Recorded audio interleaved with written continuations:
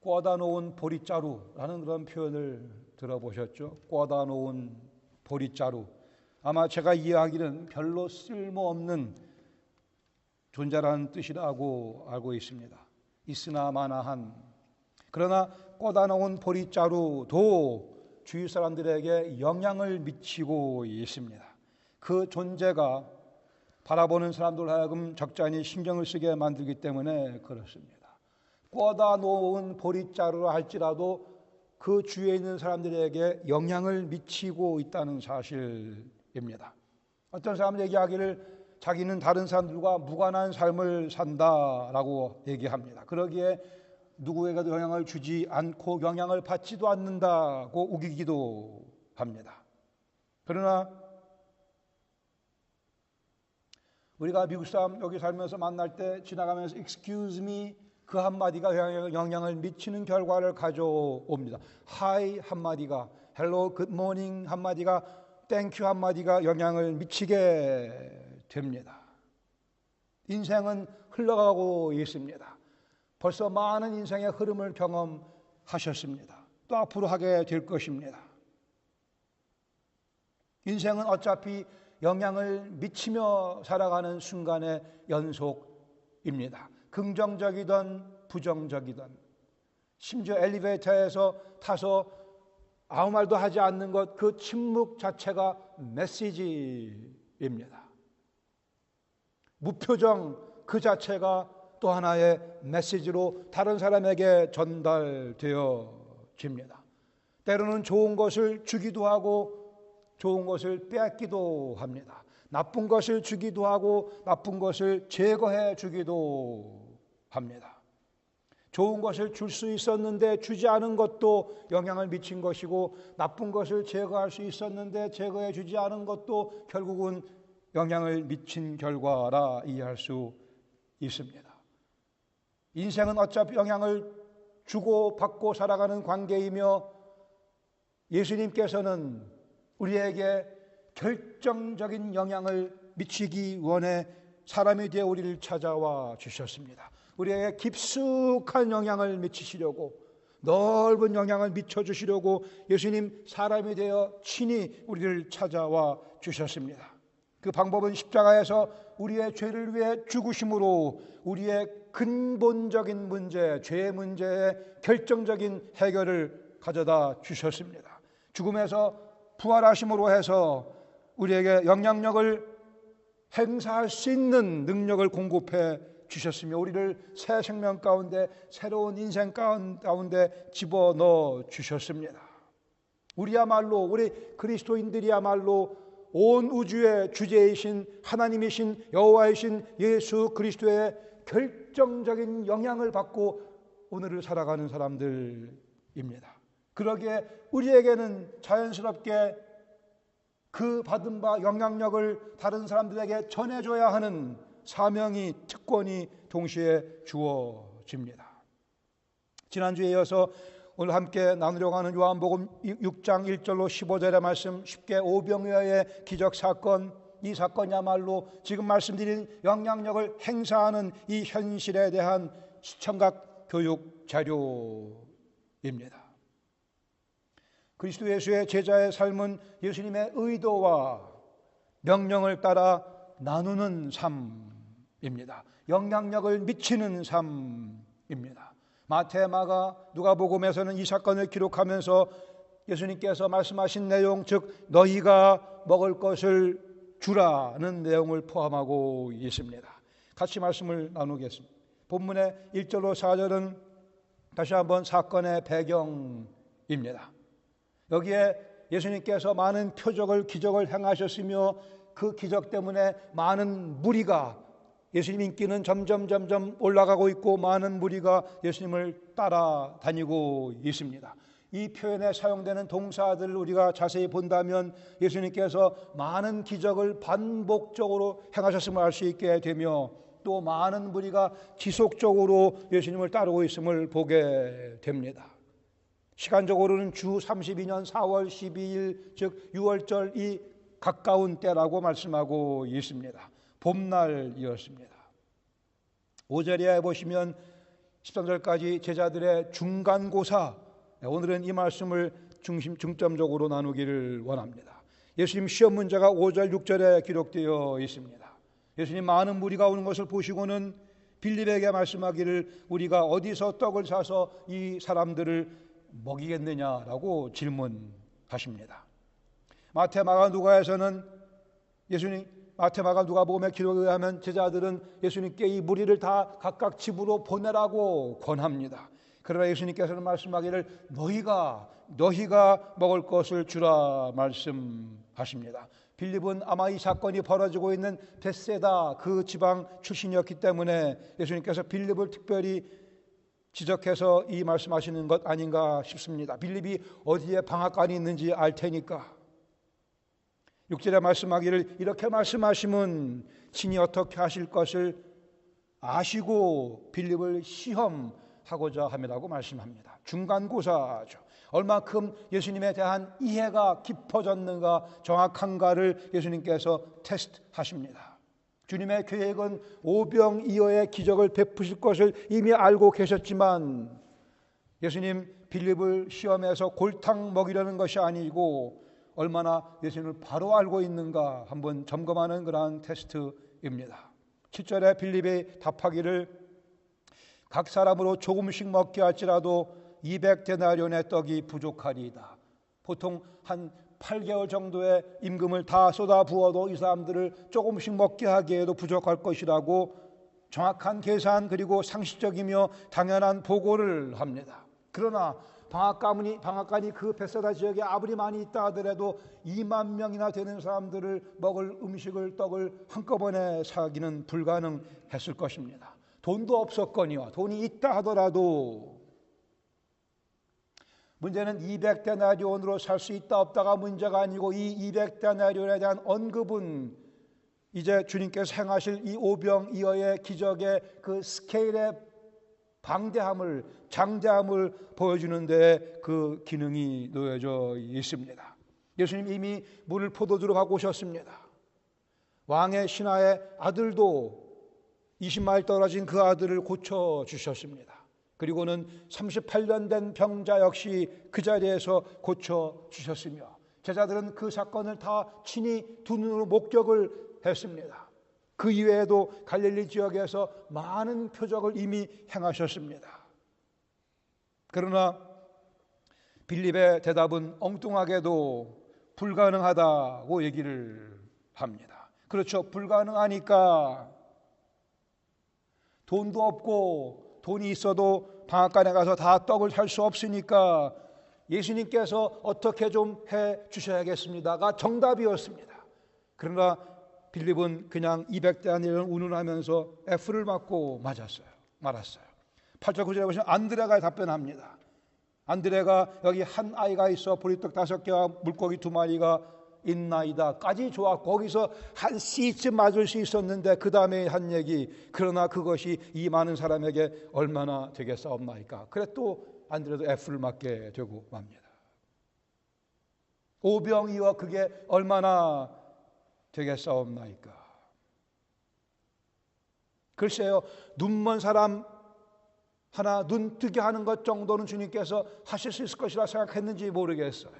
38년 된 병자 한 사람을 고치시는 것은 하실 수 있었다 생각했는지 모르겠으나 이 2만 명의 엄청난 무리를 어떻게 배불리 먹일 수 있겠는가, 이것은 주님도 힘들다고 생각했는지 모르죠.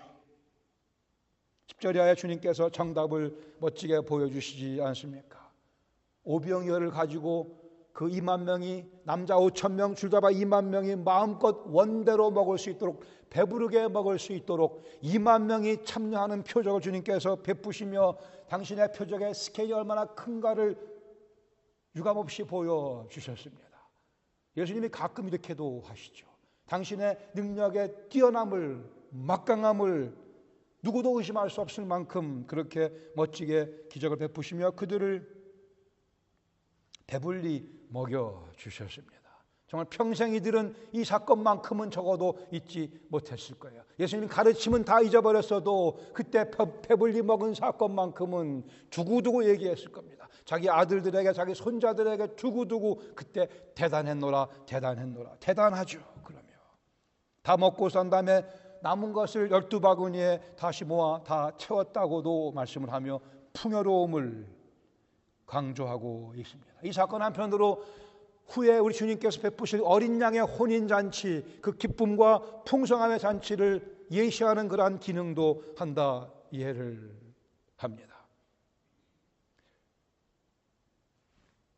제가 성지순례 갔을 때에 여기저기 많이 다녀봤지만 갈릴리 바다가 참 인상적이었어요. 이 갈릴리 바다야말로 주님께서 물 위를 걸었던 그 바다였겠다. 또 한 가지 베세다 갔을 때 이 장면이 머릿속에 연상이 됐습니다. 나도 이 자리에 있었으면 참 좋았을 것을. 예수님께서 떡을 나눠주시는데 계속 떡이 나오는 거예요. 계속해서. 자, 블랙스버그에 사역할 때 우리 대학생들이 이 말씀을 가지고 촌극을, 한 팀이 이 말씀을 가지고 촌극을 했습니다. 그 오병이어의 기적이 막 벌어지는 상황을 묘사하면서 이 대학생들이 기지를 발휘해서 한 친구가 이 식빵 슬라이스를 하나 들고 오더니 예수님께 오더니 막 뭐라고 말씀을 드리더라. 예수님께서 손을 갖다가 그 빵에 딱 대시니까 이 빵이 토스트가 돼서 브라운색으로 쫙 바뀌더라고요.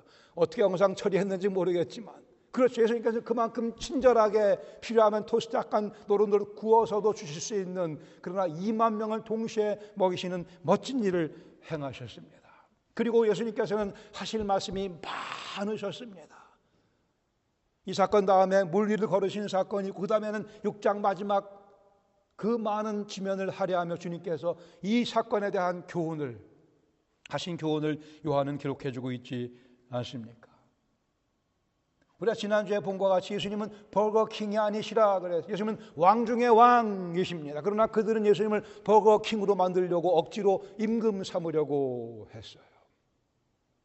예수님은 생명의 떡이십니다. 왕 중의 왕이신 그분이 떡을 주러 오신 것이 아니고 더 나아가서 떡이 되시려고 우리를 찾아오셨습니다. 생명의 떡이 되어주시죠. 당신의 몸을 깨뜨심으로 당신의 피를 쏟아 부으심으로 생명의 떡이 되어주시기 위해 오셨습니다. 버거킹이 아니십니다. 그러나 오늘도 적지 않은 소위 그리스도인들이 예수님을 억지로 임금 삼으려고 하는, 자기들의 배를 채우는 일에, 자기들의 욕심을 채우는 일에 예수님을 이용하려고 하는, 예수님을 꽤 쓸모있는 분으로 삼고 싶어하는 그러한 오류가 있습니다. 오늘 이어서 2개 정도의 교훈을 더 나누기를 원합니다. 첫 번째 우리가 나누고 싶은 교훈은 예수님 주시는 생명의 떡을 먹읍시다. 매일 주님 주시는 떡을 먹읍시다. 우리는 한 번 그 떡을 먹음으로 실상 하나님의 아들과 딸이 되며 죄에서 자유함을 얻게 되며 부활의 능력을 누리며 살아가게 됩니다. 한 번 그 떡을 먹음으로 예수님의 피와 예수님의 살을 마시고 먹음으로 해서 우리는 영생에 참여하게 됩니다. 그러나 거기서 그치지 아니하고 매일 이 생명의 떡을 배부르게 먹음으로 해서 우리는 매일매일 풍요로운, 우리 영혼이 풍요로운 삶을 살아야 할 것입니다. 예수님 생명의 떡이 되셨다고 했고 당신을 먹으라고 말씀하셨습니다.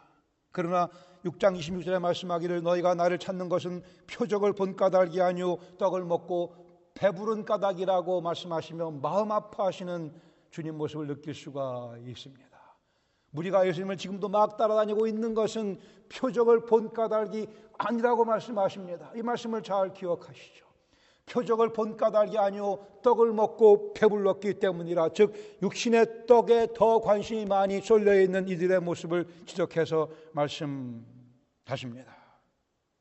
거기에 있던 모든 사람들 다 떡을 배불리 먹었지만 그러나 그 떡을 먹고 표적을 제대로 본 사람은 아주 소수였다라는 사실입니다. 표적은 그 메시지가, 그 기적사건이 주는 메시지를 의미합니다.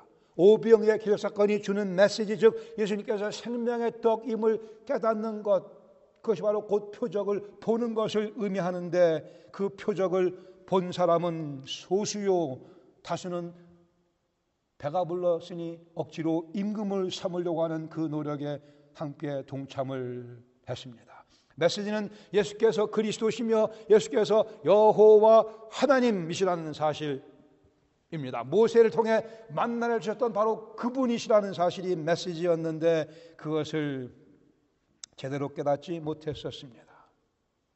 예를 들어 가정을 해서 제가 어떤 분에게 갈비탕을 대접해 드렸다고 합시다. 근데 이분이 갈비탕을 맛있게 드셨어요. 그리고 감사의 뜻도 표했어요. 좋습니다.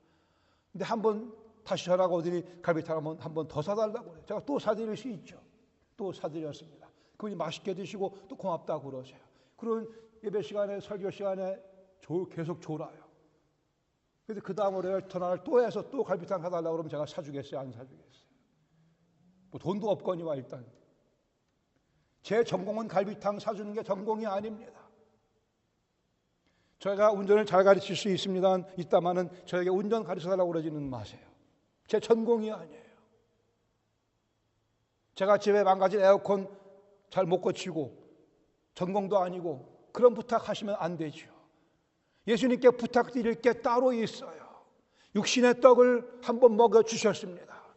그 떡을 먹고는 생명의 떡을 주시려고 하시는데 그것은 받지 아니하고 계속 육신의 떡만을 추구하는 예수님 전공은 군중이 요구하는 떡이 아니요 당신의 몸을 깨뜨려 주시는 생명의 떡, 그것이 예수님께서 우리를 찾아오신 목적이십니다. 6장 47절에 말씀하기를 진실로 너에게 이르노니 믿는 자는 영생을 가졌나니 내가 곧 생명의 떡이라고 말씀하십니다. 내가 곧 생명의 떡이로다.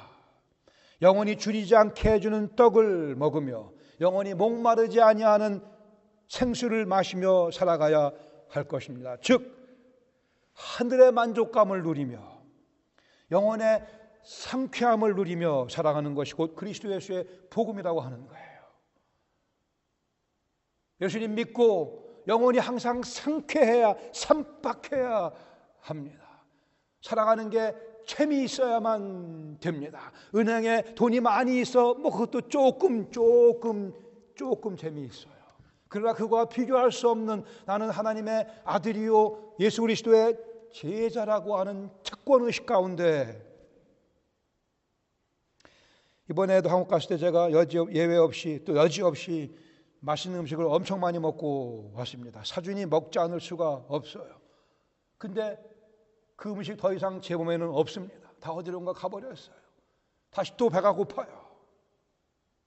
예수님 말씀하기를 요한복음 6장 56절에 내 살을 먹고 내 피를 마시는 자는 내 살을 먹고 내 피를 마시는 자는 이 말씀은 그 의미를 아는 자만 알 수 있는 신비스러운 말씀이기도 합니다. 어찌 그럴 수 있겠는가? 유대인들은 나중에 반문하게 되죠. 내 살을 먹고 내 피를 마시는 자는 내 안에 거하고 나도 그 안에 거하나니 살아계신 아버지께서 나를 보내심에 내가 아버지로 말미암아 사는 것 같이 나를 먹는 그 사람도 나로 말미암아 산다고 말씀하셨습니다.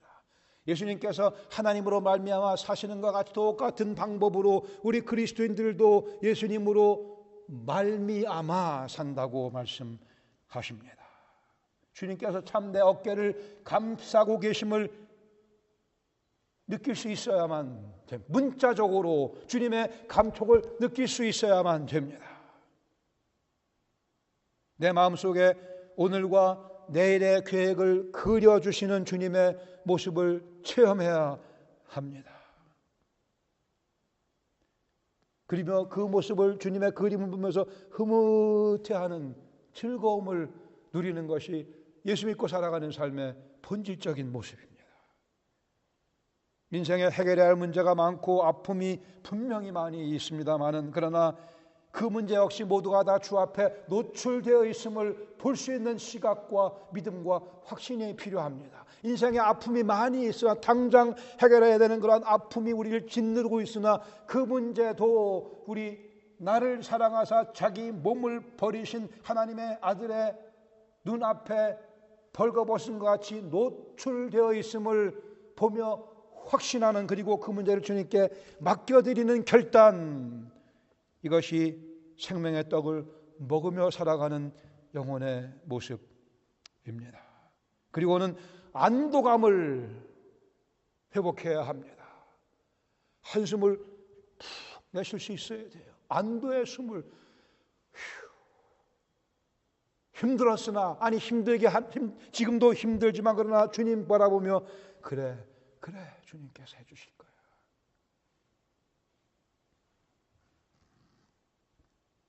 그 떡이 내 손에 잡히지 않는 것 같이 느껴질 그때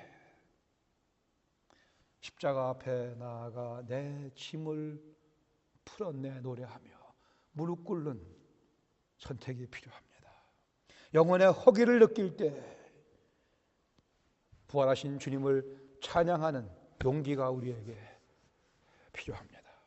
이것이 생명의 떡이신 그리스도를 오늘 먹으며 살아가는 삶의 모습입니다. 예수님께서 우리의 식욕을 바꿔주시기 위해 우리를 찾아오셨습니다. 싸구려만 좋아하던 이 입의 감각을 고급스러운 음식을 좋아할 수 있도록 바꿔주시기 위해 고상한 것들을 추구할 수 있도록 해주시려고 지금까지는 나만을 위해 살아왔으나 다른 영혼들을 위해 살아가는 것의 묘미와 그 맛과 그 멋을 보여주시기 위해 주님께서 당신의 몸을 깨뜨시며 우리를 위한 생명의 떡이 되어 주시지 않았습니까? 우리의 입맛은 상당히 고급스러운, 웬만한 호텔의 음식보다 훨씬 더 고급스러운 영적 미각을 우리는 갖게 되었습니다.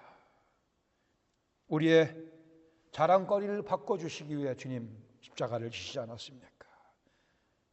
우리가 즐기는 것의 내용을 혁명적으로 바꿔주시기 위해, 우리가 소중히 여기는 것을 바꿔주시기 위해 주님께서 생명의 떡이 되어 주셨고, 그러기에 그 생명의 떡을 먹은 영혼들은 즐기는 바가 다르며 추구하는 바가 다르며 귀하게 여기는 바가 다르며 그들의 기도의 내용이 다르며 그들의 삶의 내용이 혁명적으로 변화되었거니와 오늘도 그렇게 변화되어 나가고 있습니다. 이것이 바로 예수님 베푸시는 표적 속으로 오늘 우리가 들어가는 모습입니다. 지금도 오병이어의 기적을 베푸시는 우리 주님의 그 현장 속에 우리가 동참하는 그 속에 깊이 들어가는, 그래 또 그 살을 먹으며 생명의 떡의 맛을 음미하며 즐기는 것을 의미합니다. 그러기에 베드로는 요한복음 6장 68절에 말씀하기를 주여 영생의 말씀이 계심에 우리가 네게로 가오리이까. 베드로의 말씀, 베드로 한 말의 의미는 우리가 진리를 잡았으니, 진리를 찾았으니, 여기 내 인생에 최대의 낙이 있으니, 내 인생 최대의 가치가 있으니 우리가 네게로 가리이까. 그렇게 베드로는 그의 남은 인생을, 물론 그 가운데 많은 실패가 있었으나 그러나 성령의 도우심을 힘입어 이 생명의 떡이신 그리스도를 선전하는 그 일에 자기의 생명을 다 내어 던지게 됩니다. 예수님 주시는 떡을 우리는 먹어야 합니다. 매일 그 맛을 느끼며 그래 내가 분명히 예수님 주시는 떡을 먹었음을 확인할 수 있어야 할 것입니다. 이어 두 번째는 그렇게 먹고 난 자들은, 생명의 떡을 먹은 사람들은 혼자 가만히 있을 수가 없기에 그 떡을 나누게 되어 있습니다. 예수님 주시는 떡을 나누어 줍시다. 매일. 예수님은 버거킹이 아니지만 그분은 왕 중에 왕이시오. 그러나 예수님께서 만들어주시는 버거가 있습니다. 예수님 주신 떡이 있고 그것을 우리는 킹스 버거라 부를 수 있겠죠. 다니시면 버거킹 볼 때마다 이 말씀을 마음속에 새기시기 바랍니다. 왕의 왕께서 주시는 그 The King's 버거를 우리는 나누는 삶을 살아갈 것입니다.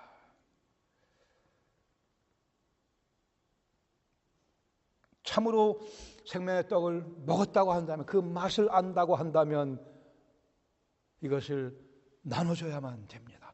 나눠주고 싶은 마음이, 열정이 우리 속에 솟구치게 되어 있습니다. 예수님이 우리를 그 표적 속으로 초대하시고 생명의 떡을 먹여주셨으니 이제는 우리가 다른 영혼들을 이 표적 속으로 초청해야 됩니다. 초대해야, 그들도 이 생명의 떡을 먹을 수 있도록 우리는 그들을 인도해야 합니다. 게디 선교사, 존 게디라는 선교사는 오스트리아 동쪽에 있는 아니티움이라는 아주 작은 섬에 복음을 들고 갑니다. 거기 가서 24년 동안 복음을 전합니다. 그가 말씀 전했던 그 교회의 뒷뜰에는 이런 기념비에 이렇게 기록이 되어 있습니다. 1848년 그가 처음 이 섬에 왔을 때에는 그리스도인이 한 명도 없었다. 1872년 그가 이 섬을 떠날 때에는 이교도가 한 명도 없게 되었다. 영향력을 미치는 삶입니다. 물론 이 존 게디 선교사는 24년의 사역을 통하여 온 마을 사람들, 물론 몇백 명에 지나지 않았지만 그 사람들을 다 그리스도의 잔치 속으로, 표적 속으로 이끌었습니다. 물론 어떤 선교사님들은 10년, 20년 사역해서 10명의 회심자를 만들어내는 경우도 있습니다. 그러나 분명한 것은 분명히 흔적을 남겼다고 하는 사실입니다. 사도 바울은 이렇게 고백을 합니다. 항상 우리를 그리스도 안에서 이기게 하시고 우리로 말미암아 각 처에서 그리스도를 아는 냄새를 나타내시는 하나님께 감사하노라. 세상 이 말씀은 있는 그대로 읽으면 참 쉽게 이해가 되고 참 좋죠. 우리가 하나님의 그 승리에 동참한 것으로. 그러나 원문을 정확하게 제가 다시 번역을 해 드릴게요. 항상 우리를 그리스도 안에서 승리의 행렬 속에 포함시키고 이기게 하시고가 아니고 하나님의 승리의 행렬 속에 우리를 포함시킨다고 원문에 되어 있습니다. 그리고 우리로 말미암아 각처에서 그리스도를 아는 냄새를 나타내게 하시는 하나님께 감사한다고요. 하나님이 당신의 승리의 개선의 행렬 가운데 우리를 동참시키셨습니다. 하나 더 중요한 것은 그러나 우리가 하나님과 함께 승리의 그 개선의 행진을 참여하는 것이 아니고 바울이 의미하는 바는 바울 자신은 하나님의 승리에 자기는 원래 하나님의 원수였었으나 하나님께 정복당하여 사슬에 묶인 채로 하나님의 승리의 행렬에 자기는 패배자로 끌려가고 있다고 이 본문에서 말씀하고 있습니다. 그것이 바울에게는 자랑이었습니다. 하나님이 나를 점령해 주셨음이 그에게는 말로 다 할 수 없는 자랑거리요 특권이요 기쁨이었습니다. 하나님 나를 묶으셔서 당신의 개설의 행렬 가운데 나를 끌고 가시니 내 얼마나 감사한지 모르겠노라. 이것이 바울이 의미하는 바. 우리의 삶이 주님께 정복당하여 주님께 묶인 바 되어 주님께서 묶으시는 사슬에 묶여진 바 되어 더 이상 내 의지대로 살지 아니하고 주님의 의지대로 주님의 승리하신 그분의 나는 그냥 기꺼이 패배자가 되어 기꺼이 피정복자가 되어 이것이 그리스도께 붙잡힌 바 된 생명의 떡을 제대로 먹은 그래 그 생명의 떡이 그 영혼을 지배하고 있는 그 존재를 지배하고 있는 영혼의 고백이며 실제의 모습이라고 믿습니다. 하나님의 사랑과 은혜에 정복되는 것보다 더 아름다운 일은 세상에 없습니다. 더 특권적인 일도 없습니다. 항상 우리를 그리스도 안에서 그리스도 때문에 by virtue of Christ 그리스도 때문에 승리의 행렬 속에 나를 묶어 놓으신 그리고 그 모습 통하여 가는 곳곳 도처에서 그리스도의 냄새 그리스도의 향기가 되게 하시는 하나님께 사도 바울은 감사한다고 했습니다. 우리의 의지를 주님께 다 굴복시키고 바울과 같이 주님께 붙잡힌 바 되어 우리 하나님의 승리의 행렬 속에 그렇게 그 모습으로 끌려가는 그 모습의 영광이 무엇인지를 아는 영혼들은 참으로 복된 영혼이라 할 것입니다. 그리스도의 향기를 전하는 수단과 도구가 돼요.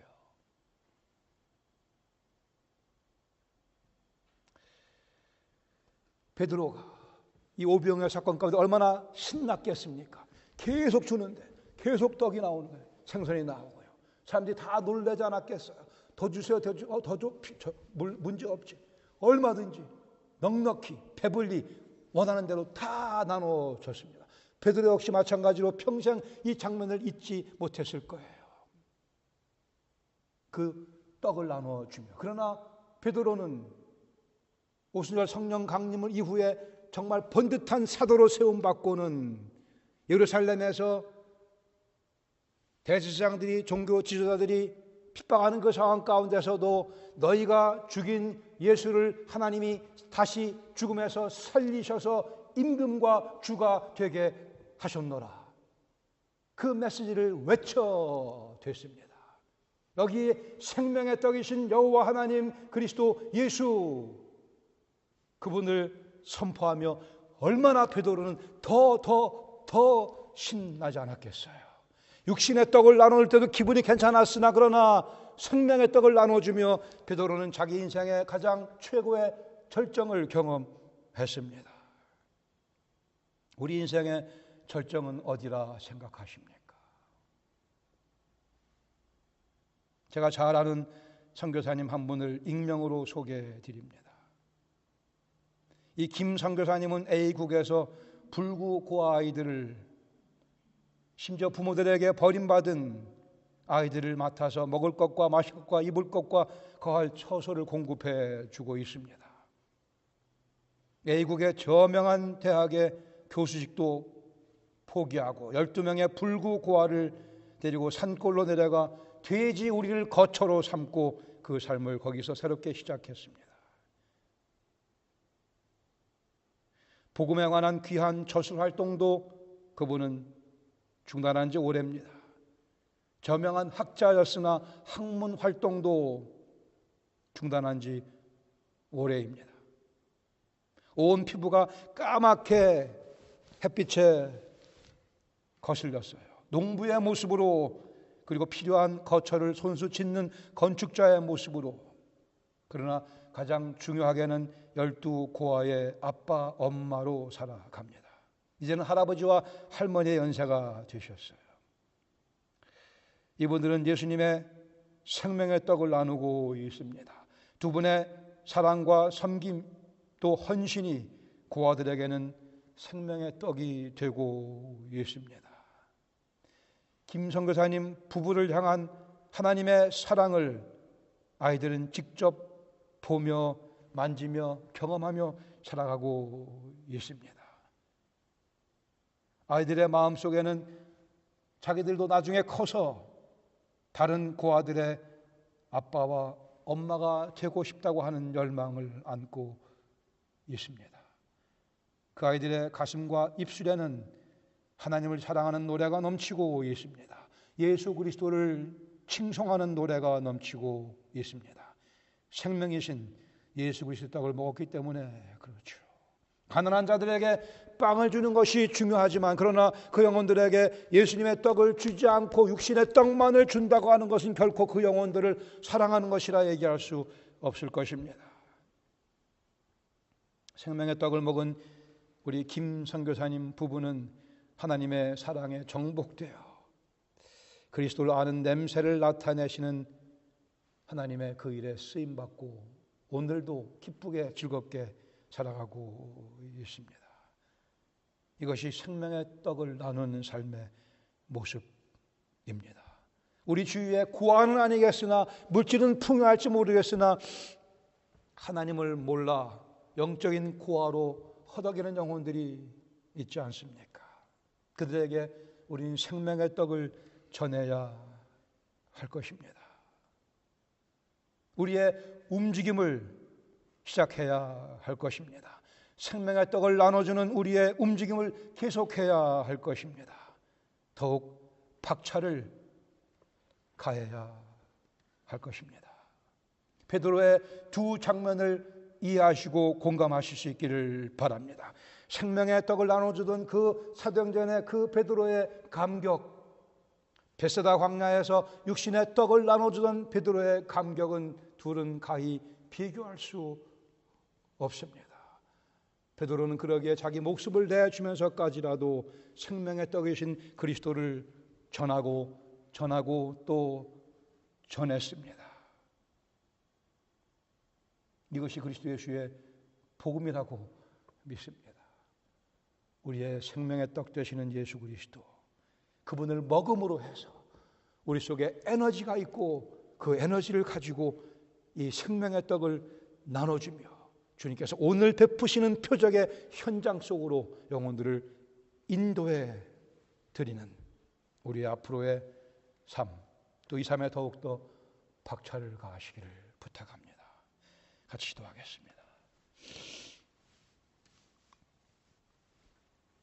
제 음성을 들으시는 모든 분들이 다 이 생명의 떡의 의미가 뭔지를 아실 수 있기를 원합니다. 혹 그렇지 못한 분이 계시다고 한다면 생명의 떡, 나의 죄 때문에 예수님께서 몸을 깨뜨신 것을 취하는 것을 의미합니다. 나의 죄를 씻어주시기 위해 주께서 흘리신 그 보혈을 마시는 것을 의미합니다. 즉 하나님의 예수님 통해 보여주신 사랑을 믿는 것을 의미합니다. 예수님 내 구원의 주가 되어 주시옵소서 고백하는 것을 의미합니다.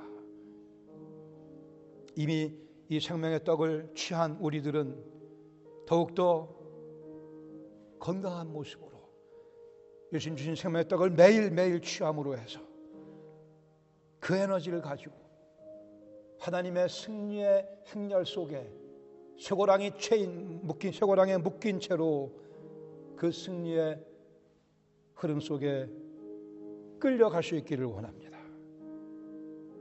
주의 뜻이 이루어지는 그 행렬에 붙잡힌 바 되어 이것이 생명의 떡을 나누는 삶의 모습이라 여겨집니다. 여러분 주위에 이 생명의 떡을 나눠야 될 영혼 한 영혼 생각하시며 이 시간 주님께 같이 기도드리십시다. 주님, 그 영혼에게 제가 생명의 떡을 공급하기를 원합니다. 저를 강성하게 일으켜 세우시며 저를 거룩하게 성화시키시며 거룩과 사랑의 능력으로 그 영혼들을 점령할 수 있도록 성령께서 역사하여 주시옵소서.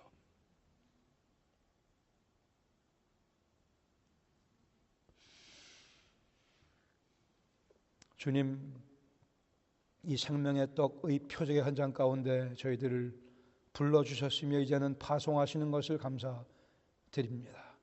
체험한 바가 있기에, 먹은 것이 있기에, 마신 것이 있기에 하늘의 능력이 우리 속에 역사하고 있음을 우리가 알고 또한 느끼기에 담대하게 이 생명의 떡을 나누는 한 주간의 삶 되기를 주님께 부탁드리오니 성령께서 저희들을 붙잡으시며 지혜롭게 또 사랑으로 온유하게 겸손하게 두려운 마음으로 이 사명을 감당하는 한 주간 되게 하여 주시옵소서.